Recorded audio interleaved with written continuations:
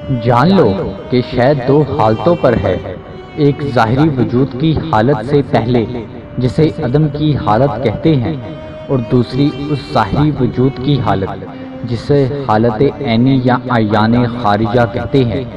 پہلی حالت ثبوتی شے جبکہ دوسری حالت وجودی شے کہلاتی ہے۔ ایمان کا مطلب بن دیکھے کسی بات کا یقین کرنا ہوتا ہے، لیکن یہ یقین کامل نہیں ہوتا جب تک کہ اسے تجربہ یا مشاہدے سے پکا نہ کیا جائے۔ برزخ کی سادہ تعریف یہ ہے کہ ہر دو موجود معاملات کے درمیان تیسرا متوہم معاملہ برزخ کہلاتا ہے۔ جیسے سایہ اور روشنی دو معاملات ہے تو ان کے مابین ان میں فرق کرنے والی لکیر تیسرا معاملہ یعنی برزخ کہلاتا ہے۔ جب تک یہ دو معاملات رہے گے برزخ بھی رہے گا۔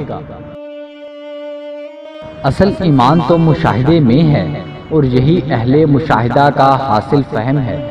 حرف انتہا اہل ابتدا کے لیے ہے۔ اختلاف واقع ہو جائے تو اتفاق کی حقیقت ختم ہو جاتی ہے۔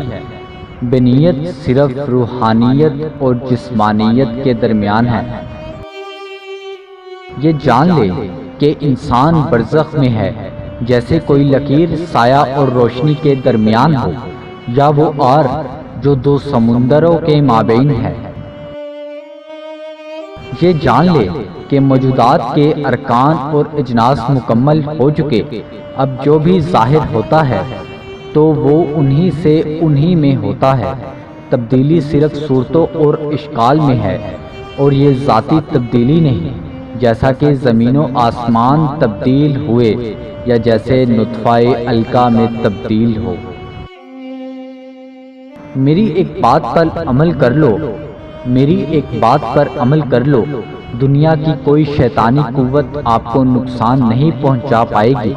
اپنے دل کو ہمیشہ پاک اور پاکیزہ رکھو اور اللہ کی یاد کو ہمیشہ اپنے دل میں بسائے رکھو۔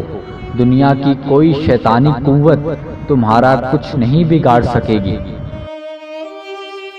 حشر بشر کے لیے ہے، معاد کا انکار ہی فساد ہے۔